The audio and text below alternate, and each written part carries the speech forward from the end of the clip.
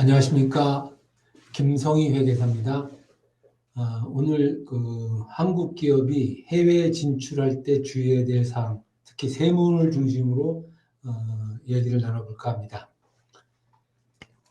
제가 오늘 준비한 사항은 크게 세 단계로 되어 있습니다. 해외 사업 진출 단계에 고려할 사항하고, 해외 사업 운영 단계에서 고려할 사항, 그 다음에 철수 단계에 고려할 사항, 이 세 단계로 나누어서 알아보도록 하겠습니다. 먼저 진출 단계 고려할 사항. 첫 번째, 투자 형태의 결정. 해외 투자할 때 투자하는 형태는 크게 현지 법인, 그 다음에 지점, 해외 영업소라고도 불립니다. 그 다음에 연락사무소, 요 세 가지가 있습니다. 요 세 가지 형태는 우리나라뿐만 아니라 전 세계 어딜 가더라도 다 대동소이합니다. 이 세 가지 세 가지 투자 형태에 따른 장점과 단점을 보면은 현지 법인은 설립된 그 나라의 내국인 대우를 받고 그 설립된 법인에서 생긴 이익을 한국으로 배당이나 청산이나 이런 형태로 가져올 때까지 과세 시점을 이연시킬 수 있다는 장점이 있습니다. 다만 단점은 법인 설립을 하게 되면 등기나 법무비용, 이런 관리비용이 많이 발생합니다. 지점 형태로 투자를 했을 경우에는 현지 법인에 대비해서 관리비용은 좀 덜 들고, 그 다음에 그 초기 결손이 나는 비용을 한국재무제표에 합산해서 세무신고를 하기 때문에 세금을 좀 절약할 수 있고 초반에, 그 다음에 이제 이익송금에 대한 과세가 없다라는 장점이 있습니다. 다만 지점은 그 외국 그 현지인 대우가 되지 않고 외국인으로 간주되는 경우가 대부분입니다. 연락사무소는 기본적으로 영업활동을 하지 않습니다. 단순 정보 수집 활동이 주 목적인 거죠. 일반적으로 현지 법인은 해당 국가의 중거법에 따라 설립되었으므로 해당 국가의 내국인 대우를 받아서 각종 세제 혜택이 지점보다 많습니다.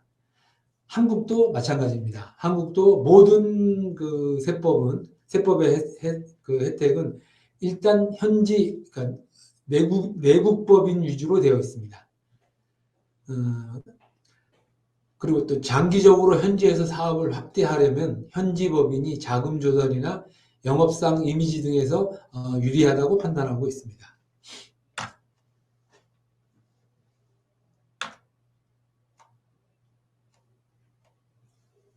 몇 가지?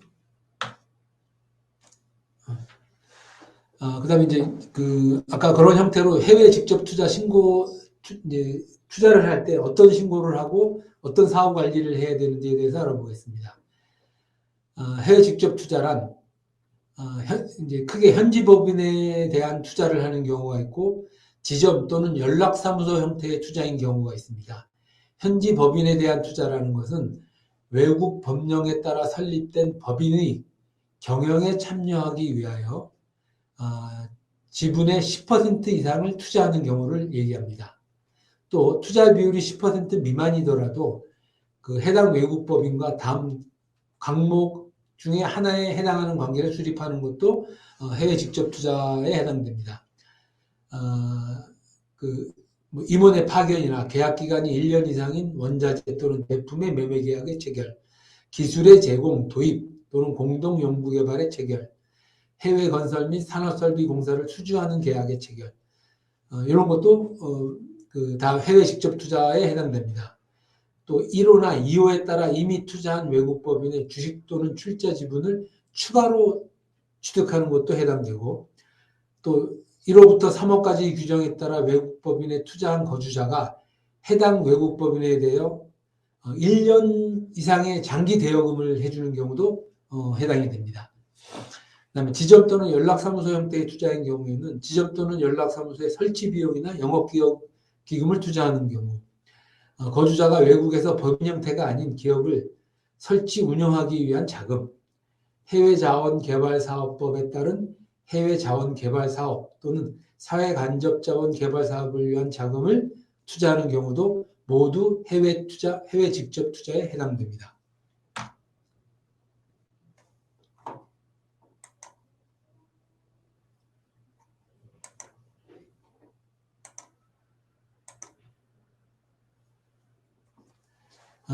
해외 직접 투자를 하게 되면은 단계별로 그 신고와 사후 관리 의무가 있습니다. 제일 먼저 설립할 때는 해외 직접 투자 신고를 거래하는 외국환 은행에 하셔야 합니다. 외국환 은행이라고 하는 것은 대한민국에 있는 모든 은행은 외국환 은행입니다. 즉 거래하는 은행에다가 투자 신고를 해야 되는 거죠. 그다음에 법인이 설립되고 나면, 즉 자금을 투자하고 난 후에 6개월 이내에 증권 취득 보고를 해야 되고, 각 회계연도 종료 후 5개월 이내에 연간 사업 실적 보고를 해야 됩니다.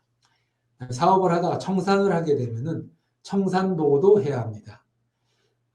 이제 이 중에서 연간 사업 실적 보고서는 투자 금액이 100만 불 이하이면 면제되는데, 부동산업을 투자했을 경우에는 100만 불 이하더라도 사후관리 신고를 해줘야 됩니다. 그 다음에 신고 및 보고 불이행에 따른 불이익을 보면은 해외 자금, 유학 자금을 송금하거나 하는 일반적인 자본 거래의 경우에는 연간 거래 금액이 5만 불 이하인 경우에는 신고 의무가 없는데, 해외 직접 투자는 1달러만 투자하더라도 외국환 은행에다 신고를 해야 됩니다. 그 다음에 이 외국환 해외 직접 투자와 관련되는 신고 의무가 좀 복잡하고 누락하는 경우가 많다 보니까 금감원 자료에 따르면은 외국환 거래법규 위반 건수 중에 50% 이상이 해외 직접 투자 관련 신고나 사후 관리와 관련되는 사항들입니다. 이런 해외 직접 투자 신고를 위반했을 경우에는 검찰 통보, 과태료, 경고, 거래 정지와 같은 제재 조항이 있습니다. 이런 이제 이 신고도 까다롭고 또 너무나 많은 에러가 자주 생기다 보니까 최근 뉴스에 의하면은 2023년도 내년부터는 이 외환관리 규정을 좀 단순화시키고 쉽게 만든다라고 하는 뉴스가 있었습니다. 따라서 내년에 이제 새로 바뀐 좀 단순화된 규정에 따라서 이 해외 투자 신고를 하셔야 될 것입니다.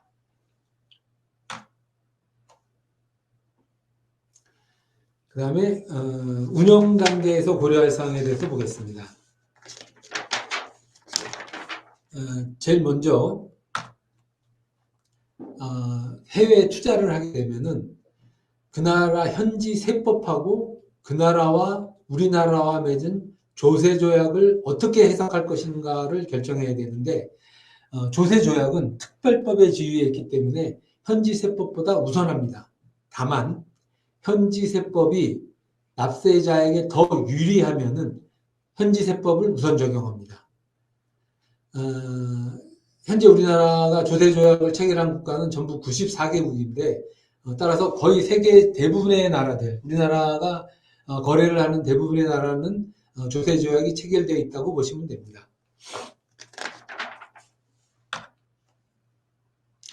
그 다음에 해외 자회사를 설립하게 되면은 한국 모기업이 연결재무제표 작성을 해야 되는 의무가 있습니다. 근데 이제 이게 막 최근 몇 년 사이에 법규가 자꾸 변동되다 보니까 혼동되시는 분들이 좀 있을 거예요. 원래 2018년도에 외부감사법이 개정되면서 규모와 상관없이 모든 자회사를 연결재무제표 작성 대상으로 법을 개정했습니다. 그런데 2020년도에 코로나가 유행되는 것 때문에 시행 시기를 2년 연기해서 2022년부터 요거를 시행하기로 했는데, 중소기업한테 너무 과한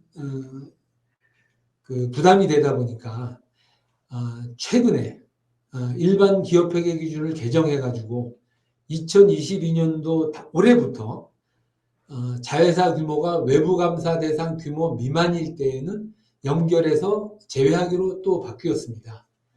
따라서 한국 모기업이 적용하는 회계 기준이 국제회계 기준일 경우에는 자회사의 규모와 상관없이 연결재무제표를 작성하셔야 되고, 한국 모기업이 적용하고 있는 회계 기준이 일반 기업 회계 기준일 경우에는 자회사 규모가 외부 감사 대상 규모 미만일 경우에는 연결해서 제외되는 것입니다.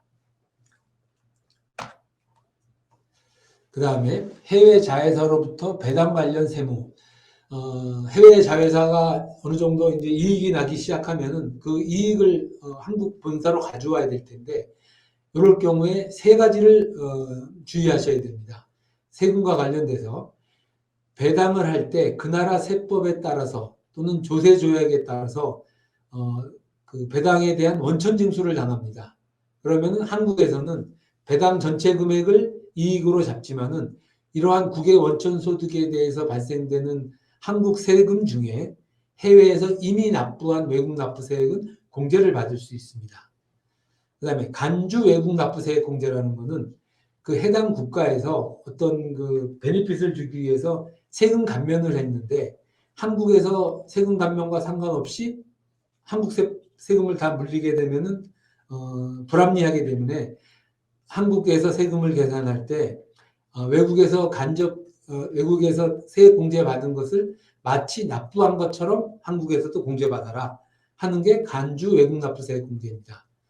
그 다음에 간접 외국 납부세액 공제라는 것은 외국 자회사로부터 받은 이익의 배당이나 잉여금의 분배액이 포함되어 있는 경우에 당해 이익 배당에 따른 외국 법인세액 외에 외국 자회사의 소득에 대하여 부과된 외국 법인세액 중에 일정 금액을 세액 공제되는 외국 법인세액으로 본다.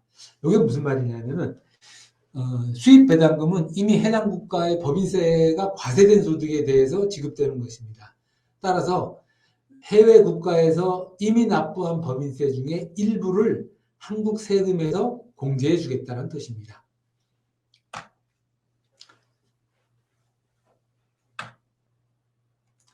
그 다음에 해외 자회사 유보소득의 배당 간주에 대해서 알아보겠습니다.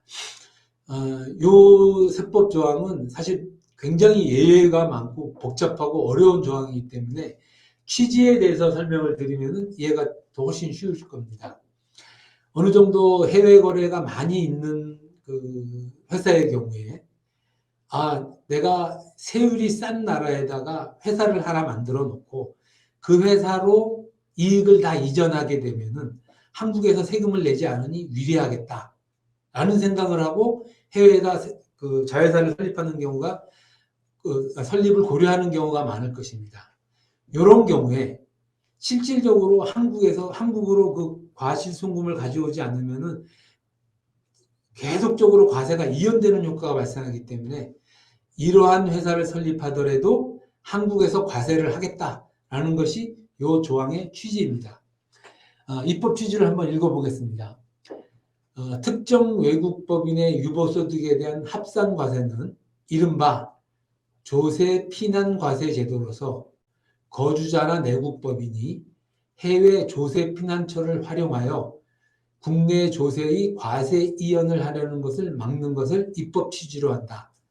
예컨대 우리나라 개인 또는 기업이 외국 기업과의 거래로 얻는 소득에 대하여는 원래 우리나라 소득세, 법인세가 부과되나 조세 피난처에 자회사를 설립하여 그 자회사가 외국 기업과 거래를 하는 경우에는 그 자회사가 그 이익을 내부 유보시키고 국내의 모 회사에 분배하지 않는 이상 그 이익은 우리나라의 조세 부담을 받지 않게 되고 장기간 과세에 이연되면 사실상 면세 혜택을 받게 되는 결과가 된다. 이와 같은 조세 피난처를 이용한 조세 회피를 방지하기 위한 목적으로 도입된 것이 특정 외국 법인 간의 유보소득에 대한 과세 제도인 것입니다. 그러면 이제 취지에서 설명하고 있는데 조세 피난처가 어느 경우가 조세 피난처가 되느냐? 조세 피난처라는 것은 그 나라의 부담세액이 실제 발생 소득 곱하기 한국 법인세율 최고세율의 70%, 현재 한국 법인세율의 최고세율이 25%입니다. 따라서 25%의 70%는 17.5%죠. 즉, 그 나라에서 발생하는 소득에 대한 법인세율이 17.5%인 국가에다가 자회사를 설립할 경우다라고 하면은 이 조항에 해당되는지를 검토해야 됩니다. 그 다음에 어느 경우냐? 한국법인이나 내국인이 이 조세피난처에 설립한 회사의 10% 이상의 지분을 가져야 됩니다. 그러면은 한국인이나 한국법인이 조세피난처에 10% 이상의 지분을 갖는 회사를 설립했다고 하면 모두 다 이 조항이 적용을 받느냐? 그렇지는 않아요. 세전이익 기준으로 그 자회사에서 발생한 소득이 2억 이하다. 소액이기 때문에 이런 경우는 제외합니다. 그 다음에 그 조세피난처, 외국 세율이 싼 나라에 실제로 사업을 하는 경우, 즉 공장, 판매소, 사무소를 가지고 실제로 사업하는 경우에는 예외가 됩니다. 그런데 예외가 되더라도 반드시 다 모든 거 다 외야 되는 경우가 아니고 굉장히 복잡한 예외 조항이 있는데 그 취지를 보면은 쉽게 이익을 이전시킬 수 있는 종류의 소득을 발생시키는 경우, 즉 뭐 지적 재산권 소득을 발생하거나 부동산 임대업을 받거나 이런 경우의 소득을 해외에서 발생시키도록 구조를 짰을 경우에는 한국에서 과세를 시키겠다는 뜻입니다.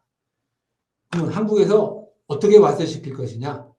그 나라의 배당 가능 유보소득에다가 한국 법인이나 한국인이 투자한 주식 보유 비율만큼 배당 간주이익으로 계산을 해서 국내 법인의 소득에 합산한다는 뜻입니다. 자, 이 조항은 실제로 적용하려고 하면은 매우 복잡한 예외 조항과 조항 세법 해석하는데 매우 어렵습니다. 따라서 아까 처음 모두에 말씀드렸듯이 더 싼 나라에 세율이 싼 나라에 회사를 설립하여 세금을 줄여보겠다라는 계획을 갖고 계실 때는 반드시 이런 조항이 있다는 것을 알고 사전 검토를 하셔야 됩니다. 자, 그러면 우리나라 사람들이 해외에다 얼마큼 많이 투자하느냐, 즉 조세피난처에 얼마큼 많이 투자하느냐를 국세청 자료를 보니까 우리나라 사람들이 해외 조세피난처, 소위 얘기하는 조세피난처에 투자하는 게 전 세계에서 3위라고 합니다. 저도 이 자료를 보고 놀랐는데 하여튼 꽤 많은 한국인과 한국법인이 조세피난처에다가 투자를 하고 있는 것으로 파악되고 있습니다.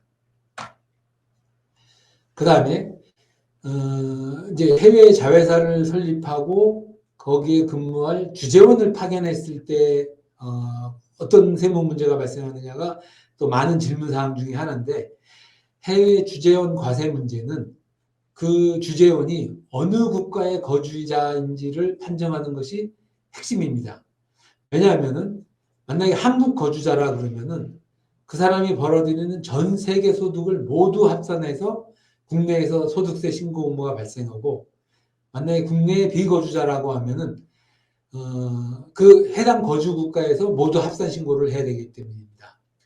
그러니까 일반적으로 거주지국의 결정은 각국의 세법에 따라 판정하고 있으나, 만약에 하나의 사람이 각국의 세법에 따라 이중 거주자가 되는 경우에는 조세 조약에서 거주자를 판정하는 방법을 규정하고 있습니다. 그럼 먼저 어느 나라 거주자인지를 판단하는 방법을 보겠습니다.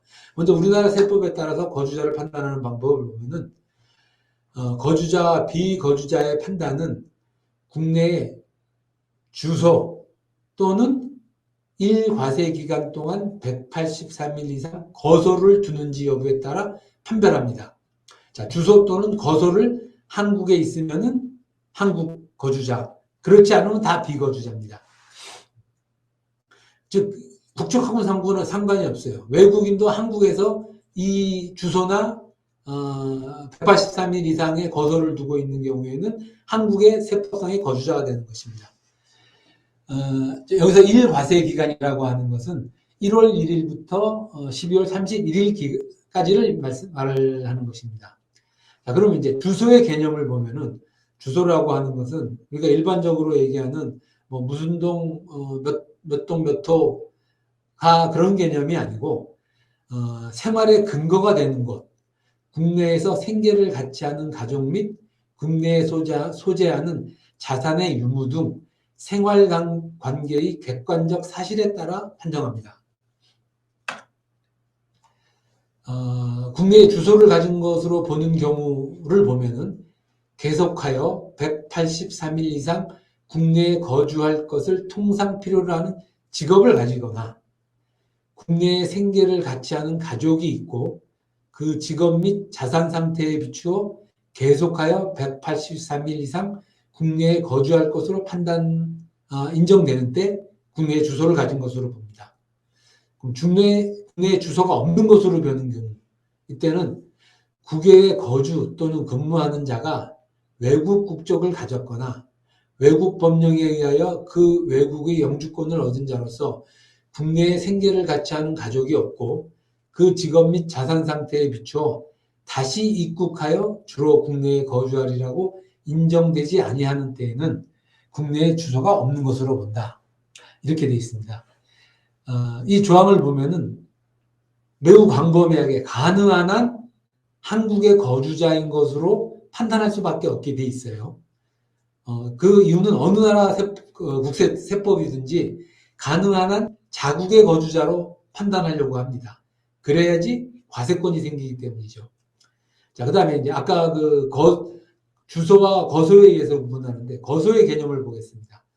거소는 주소지 이외의 장소 중에 상당 기간에 걸쳐 거주하는 장소로서 주소와 같이 밀접한 일반적 생활 관계가 형성되지 아니하는 장소. 예를 들면은 호텔이 될 수도 있고 사무실이 될 수도 있습니다. 거주 기간에 계산하는 방법은 국내에 183일 이상 거소를 둔 경우에는 거주자로 본다. 이때 거주 기간의 계산은 다음과 같다. 국내에 거소를 둔 기간은 입국하는 날이 다음 날부터 출국하는 날까지로 한다. 국내에 거소를 두고 있던 개인이 출국 후 다시 입국한 경우에 생계를 같이 하는 가족의 거주지나 재산 소재지 등에 비추어 그 출국 목적이 관광, 질병의 치료 등 명백하게 일시적인 것으로 인정되는 때는 그 출국 기간도 국내에 거소를 둔 기간으로 본다.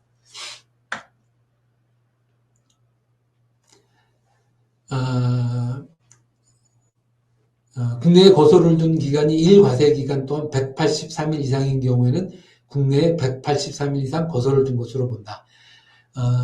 재외동포의 일시적 입국 기간은 국내 거주 기간에서 제외한다. 자, 그래서 주소를 두는 주소나 거소 기준에 의해서 이 사람이 한국의 거주자냐 비거주자를 판단하는데 몇 가지 예외가 있습니다. 첫째, 공무원. 공무원은 외국에서 근무하더라도 한국의 거주자입니다. 그 다음에 한국 법인이나 한국 거주자의 해외 법인, 해외 사업장에서 근무하는 경우에는 그죠. 그 해외 법인이 100% 출제한 경우, 이럴 경우에는 해외에 근무하더라도 한국의 거주자로 봅니다. 이제 지금 거주자 판정 기준을 보면 사실은 웬만해서는 이 대부분 다 거주자로 판정이 될 수밖에 없어요. 그래서 이제 실무적으로 봤을 때는 그 체제 기간하고 직업이 해외에 있느냐를 가장 중요한 요소로 보게 됩니다. 즉 예를 들어서 외국에 근무하고 외국에서 실질적인 경제 활동을 하고 있고 거의 대부분의 기간을 해외에 거주하는데 잠깐 한국에 들어오지만은 예를 들어 한국에 아파트도 있더라. 그렇다 할지라도 비거주자가 판단할 수 있겠죠. 그럴 때에는 한국에 가족은 있지만은 실질적인 생활 근거가 외국에 있더라. 그러면 외국의 거주자로 판단하게 됩니다. 자, 이것은 어떤 산수 계산하듯이 계산할 수 있는 건 아니고 그 케이스별로 객관적인 사실을 따져야 되는데 그 표현을 어떻게 하냐면은 실질적인 생활의 근거가 어딨냐를 따지는 겁니다. 그 다음에 해외 주재원이 국외에서 근로소득이 발생했을 때에는 국외 근로소득 중에 월 100만 원은 비과세 처리합니다. 또 해외에서 납부한 세액에 대해서는 한국에서 그만큼을 한국 소득세에서 차감해 줍니다. 아까 모두에서 각 나라 세법에 따라서 그 개인이 양체약국의 이중으로 거주자가 모두 해당될 경우에 그 사람을 어떻게 어느 나라 거주자인 것으로 판단할 것이냐를 샘플로 한국과 싱가포르의 조세 조약을 보면은 이 내용을 보면은 뭐 항구적 주거를 어디에 두고 있느냐, 그다음에 뭐 경제적 관계가 더 밀접한 곳에다가 거주자로 보겠다. 근데 똑같이 항구적 거주도 있고 똑같이 밀접한 경제적 관계가 있을 경우에는 어느 나라 국민이냐, 또 국민인 것으로도 해결이 안 될 경우에는 그 국가의 국세청이 상호 합의하여 해결한다고 되어 있습니다. 그 다음에 고정사업장 문제에 대해서 보겠습니다. 이거는 그 샘플을 들면은 제가 실제로 경험했던 그 사례를 들면은 쉽게 이해가 될 텐데, 외국 법인이 한국에서 연락사무소를 설치를 했습니다. 그리고 그 연락사무소에 근무하는 직원이 어떤 경제적 활동을 했어요. 본사를 위해서. 그런데 어느 날 갑자기 세무서에서 그 연락사무소에 찾아와서 연락사무소에 있는 모든 자료를 압수해 갔습니다. 압수해 가는 거에는 이메일 자료, 계약 관련 서류, 급여 관련 서류까지 모두 압수해 가고 조사를 하고 난 다음에 어떤 결정을 내리느냐면, 이 연락사무소는 고정사업장이므로 당신 회사의 본사가 한국에 매출한 모든 매출 금액은 당신 사무소의 매출입니다. 따라서 한국에서 부가세도 내고 법인세도 납부해야 됩니다. 라고 결정을 했어요. 실질적으로 지금은 이제 외국 법인이 한국에 들어왔을 때를 샘플을 들은 건데, 실질적으로 한국 법인이나 한국인이 해외에다가 연락사무소를 두거나 어떤 사무소를 뒀을 때 동일한 리스크를 갖습니다. 자, 그러면 이제 고정사업자 정의를 먼저 보겠습니다. 고정사업장이란 해당 국가의 사업의 전부 또는 일부를 수행하기 위해 설치한 사업상의 고정된 장소를 말합니다. 즉, 어떤 장소가 있어야 되고 장기간, 일정 기간 동안 거기서 사업을 해야 됩니다. 자, 그러면 이제 이 고정사업장이 왜 중요하냐면, 고정사업장으로 판정이 되면은 그 고정사업장과 관련된 모든 소득을 합산해서 신고를 해야 됩니다. 고정사업장이 없으면은 해당되는 소득만 원천징수만 당하면 되는데, 고정사업장이 되면은 모든 소득을 합산 신고해야 돼요. 그 다음에 이자, 배당, 사용료에 대해서는 조세조약상 제한세율을 적용받는데, 고정사업장에 있다고 판단이 될 경우에는 모두 합산 신고를 해야 됩니다. 고정사업장이 되는 장소를 보면은 뭐 지점, 사업소, 영업소, 상점, 판매장소, 작업장, 공장, 창고, 또는 6개월 초과하여 존속하는 건설 현장, 또 6개월 초과하여 제공되는 용역을 제공하는 경우, 또 외국 법인을 위하여 계약 체결 권한을 가지고 그 권한을 반복적으로 행사하는 사업장, 이런 경우가 고정사업장이 되는 것입니다.